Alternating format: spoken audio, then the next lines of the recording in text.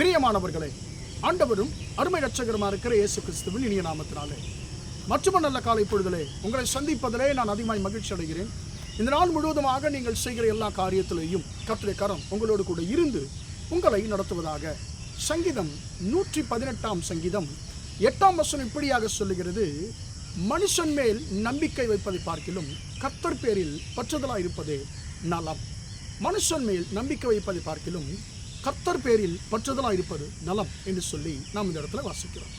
அன்பான தேவனுடைய பிள்ளைகளே, இந்த இடத்துல 2 விதமான நம்பிக்கையை குறித்து நாம் பார்க்கிறோம். முதலாவது, ஒருவர் மனுஷன் மேல் வைக்கக்கூடிய நம்பிக்கை. 2வது, ஒருவர் கர்த்தர் மேல் வைக்கக்கூடிய நம்பிக்கை. கர்த்தர் பேர் பற்றுதலாக இருப்பது என்று சொன்னால் அவர் மேல் நாம் வைக்கிறதான நம்பிக்கை குறிக்கிறது. அன்பான தேவனுடைய பிள்ளைகளே, இந்த 2 நம்பிக்கை குறித்து இன்றைக்கு நாம் தியானிக்க போகிறோம். ஆபிரகாமை குறித்து நாம் ஆதியாகம புஸ்தகம் 16 அதிகாரத்தில் வாசிக்கிறோம். அப்பொழுது அவர் ஆபிரகாமாய் மாறவில்லை, ஆபிராமாய் தான் இருக்கிறார். அன்பார்ந்த பிள்ளைகளே, கர்த்தர் அவரை ஊர் என்கிறதான அந்த இடத்திலிருந்து அவர் புறப்பட பண்ணுகிறார். கர்த்தர் சொல்லுகிறார் ஆதியாகமம் 12 அதிகாரத்தில், நீ உன்னுடைய தேசத்தை, உன் தகப்பன் வீட்டை விட்டு நான் உனக்கு காண்பிக்கிற தேசத்துக்கு நீ போ, நான் உன்னை பெரிய ஜாதியாக்குவேன்னு சொல்லி ஆண்டவர் சொல்லிவிட்டார். இப்போ என்ன நடக்குது? அவருக்கு பிள்ளை இல்லை, அவருடைய மனைவிக்கும் அவருக்கும் வயதாகிவிட்டது. இப்பொழுது ஆதியாகமம் 16 அதிகாரம் 2 வசனத்தில் சாராய் சொல்லுகிறார், அவருடைய மனைவியாகிய சாராய் சொல்லுகிறார், கர்த்தர் எனக்கு பிள்ளையை கொடுக்கல, கர்த்தர் வந்து என் கர்ப்பத்தை அடைச்சிருக்கிறாரு, அதனால நீர் என்னுடைய அடிமை பெண்ணோடு கூட நீங்கள் சேருங்க என்று சொல்லி அந்த இடத்துல சொல்லுகிறார். அன்பான தேவனுடைய பிள்ளைகளே, வசனம் சொல்லுகிறது, அந்த 2ஆம் வசனம் ஆதியாகமம் 16 சொல்லுகிறார், ஆபிராம் தன் மனைவியாகிய சாராயின் வார்த்தைக்கு செவி கொடுத்தான். கர்த்தர் சொல்லுகிறான், நான் உன்னை பெரிய ஜாதி ஆக்குவேன் என்று சொல்லி. ஆனால் இந்த சாராய் அம்மா, இந்த மனுஷி சொல்லுகிறாங்க, நமக்கு இனி பிள்ளை பிறக்காது, எனக்கு பிள்ளை பிறக்காது, நாங்கள் என்னுடைய அடிமை பெண்ணோட நீங்கள் சேருங்க என்று சொல்லி சொல்லுவதை பார்க்கிறோம். ஆனால் ஆண்டவர் சொல்லிவிட்டார், நான் உன்னை பெரிய ஜாதி ஆக்குவேன் சொல்லி. அன்பார்ந்த பிள்ளை, கர்த்தரால எல்லாவற்றையும் செய்ய முடியும், கர்த்தர் எல்லாவற்றையும் செய்ய வல்லவர் என்பதை அன்பார்ந்த பிள்ளைகளை ஆபிரகாம் அந்த இடத்துல விசுவாசித்திருந்தோம். அவர் என்ன செய்தார் என்று சொன்னால், மனுஷனுடைய வார்த்தையை கேட்கும்படிக்கு நிர்பந்திக்கப்படுகிறார் தன்னுடைய மனைவினால. இப்போ இனியெல்லாம் வந்து என்னால் பிள்ளை பெற முடியாது, நடக்காது என்று சொல்லி அவருடைய மனைவியை சொல்லுகிறதை பார்க்கிறோம். இப்போ அவருக்கு ஒரு சோதனை. அந்த சோதனையிலே அவர் எந்த பக்கம் சாய்கிறார் என்று சொல்லி, மனுஷன் மீது அவருடைய நம்பிக்கை போகிறதா, அல்லது கர்த்தருக்காக அவர் காத்து கொண்டிருக்கிறாரா, கர்த்தர் மீது அவருடைய நம்பிக்கை போகிறான்னு சொல்லி அந்த இடத்துல ஆபிரகாம் என்ன செய்திருப்பான்னு சொன்னால், கர்த்தர் சொன்ன வாக்கு தத்தம் ஒருவேளை என்னுடைய மனைவி சொல்லுகிறது போல ஆகார் மூலமாய் நிறைவேறுமோ என்று சொல்லி அவர் நினைத்திருக்க வாய்ப்பு இருக்கிறது.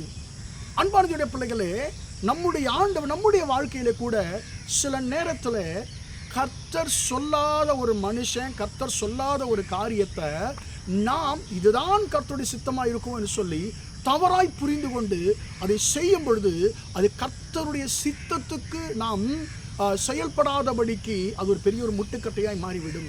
இப்போ என்ன சொல்லப்படுகிறது? கர்த்தர் ஆபிரகாமை பார்த்து சொல்லுகிறார், நான் உன் சந்ததி ஆசீர்வதிப்பேன், பெரிய ஜாதியாக்குன்னு சொல்லி. அந்த இடத்துல அன்பான இடத்துல சாராய் கொடுத்ததான ஒரு சின்ன ஆலோசனை ஆபிராம் மூலமாக ஒரு துஷ்ட சந்ததி இந்த உலகத்தில் உண்டானதுன்னு சொல்லி நாம் வாசிக்கிறோம். அவன் துஷ்ட மனுஷன் என்று சொல்லி பரிசுத்த வேதாகமத்திலே நாம் வாசிக்கிறோம். அன்பான தேவனுடைய பிள்ளைகளே, யாரையும் குற்றப்படுத்தும்படி அந்த வார்த்தையை சொல்லவில்லை. பரிசுத்த வேதாகமத்தில் என்ன சொல்லப்பட்டிருக்கிறது என்பதை குறித்து தான் நான் உங்களோடு பேசிக்கொண்டிருக்கிறேன்.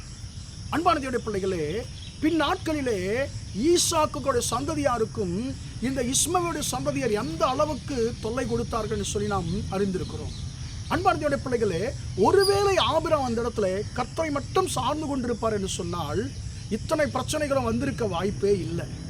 அன்பார்ந்த குடும்பத்தில் குழப்பம் வருகிறது. இஸ்மவேல் ஈசாக்கை பரியாசம் பண்ணினான் என்று சொல்லி நாம் வாசிக்கிறோம். இதுக்கெல்லாம் காரணம் என்ன? அதன் பிறகு ஆகாரின் அவருடைய மகனையும் அவர் வீட்டை விட்டு அனுப்ப வேண்டிய சூழ்நிலை ஏற்பட்டது. இதெல்லாம் காரணம் என்னன்னு கேட்டிங்கன்னா, கர்த்தருக்காக சில நேரத்தில் காத்திருக்க முடியாமல் நாம் மனுஷனுடைய நிர்பந்தத்திற்கு நாம் செவிசாய்க்கிறோம், மனுஷனுடைய நிர்பந்தத்திற்கு நாம் கீழ்ப்படுகிறோம். அது நிமித்தமாய் அது ஒன்றும் இல்லாமல் இருப்பது போல தோன்றலாம், ஆனால் அது பின்னாட்கள் நமக்கு ஒரு பெரிய பிரச்சனையாக மாறிடும். சில நேரத்தில் சில ஆசீர்வாதங்களை ஆண்டவர் வாக்கு பண்ணி இருப்பார், அந்த வாக்கு தத்தம் நிறைவேற தாமதம் ஆகும் பொழுது நாம் என்ன செய்கிறோம்? ஒருவேளை கர்த்தர் இப்படி செய்வாரோ, இந்த மனுஷன் மூலமாக செய்வாரோ அந்த மனுஷன் மூலமாக செய்வாரோன்னு சொல்லி நாமே தேவ சித்தத்தை தவறாய் புரிந்து கொண்டு தேவனுடைய சித்தத்தில் இல்லாத சில மனுஷர்களுக்கு நம்முடைய வாழ்க்கையில் இடம் கொடுத்து அன்பான தேவனுடைய பெரிய பிரச்சனைக்கு நாமே உள்ளாகிறோம். எனவே அன்பான தேவனுடைய பிள்ளைகளே, கர்த்தர் ஒரு காரியத்தை சொல்லுவார் என்று சொன்னால் அதை குறித்து மீண்டும் கர்த்தர் நமக்கு சொல்லுகிற வரைக்கும், அல்லது கர்த்தரே நமக்கு நம்முடைய காரியத்தை செய்கிற வரைக்கும், கர்த்தரே அவருடைய ஆசீர்வாதத்தை கொடுக்கிற வரைக்கும் நாம் அன்பான தேவனுடைய பிள்ளைகளே, நாம் கர்த்தரை மட்டுமே சார்ந்து கொள்ள வேண்டியது நமக்கு மிகவும் அவசியமாக இருக்கிறது. எனவே தான் வசனம் சொல்லுகிறது, மனுஷன் மேல் நம்பிக்கை வைப்பதை பார்க்கிலும் கர்த்தர் பேரில் பற்றுதலாக இருப்பது நலம். எனக்கு அன்பான தேவனுடைய பிள்ளைகளே, நாம் யாருடைய வார்த்தைக்கு செவி கொடுக்கிறோம்? மனுஷனுடைய வார்த்தைக்கு செவி கொடுக்கிறோமா, அல்லது கர்த்தருடைய வார்த்தைக்கு செவி கொடுக்கிறோமா என்பதை நாம் யோசித்து பார்க்க வேண்டும். அதன் பிறகு அந்த பிரச்சனையை கர்த்தர் தீர்த்து வைத்தார், நான் இல்லை என்று சொல்லவில்லை. ஆனால் அன்பான பிள்ளைகளை, அந்த இஸ்மவேல் அவருடைய பிள்ளைகள் எந்த அளவுக்கு வாக்குத்தத்தம் பண்ணப்பட்டதான சந்ததியாருக்கு விரோதமாக செயல்பட்டார்கள் என்பதை நாம் அறிந்திருக்கிறோம். எனவே எனக்கு அன்பான பிள்ளைகளே, நாம் என்ன நடந்தாலும் எது வந்தாலும் பரவாயில்ல, நாம் கர்த்தர் பேரிலே நாம் பற்றுதலாக இருப்போமாக, கர்த்தருடைய வார்த்தை மட்டும் நாம் சார்ந்து கொள்வோமாக.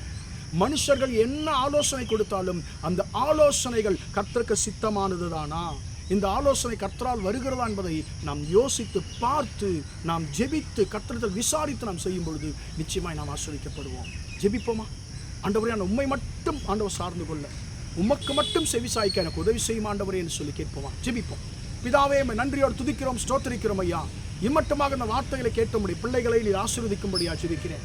மனுஷன் மேல் நம்பிக்கை வைப்பதை பார்க்கிறோம் கர்த்தர் பேரில் பற்றுதலாக இருப்ப நலம் என்ற வார்த்தையின்படி ஆண்டவரே, நாங்கள் மனுஷனுடைய வார்த்தைகளுக்கு அல்ல ஆண்டவரே, அப்பா ஆண்டவர் நமக்கு சித்தமில்லாத ஆலோசனைகளை கொடுக்கிற மனுஷனுடைய வார்த்தைகளுக்கு அல்ல ஆண்டவரே, உம்முடைய வார்த்தைகளுக்கு மட்டும் நாங்கள் செவி கொடுக்க எங்களுக்கு உதவி செய்வீராக.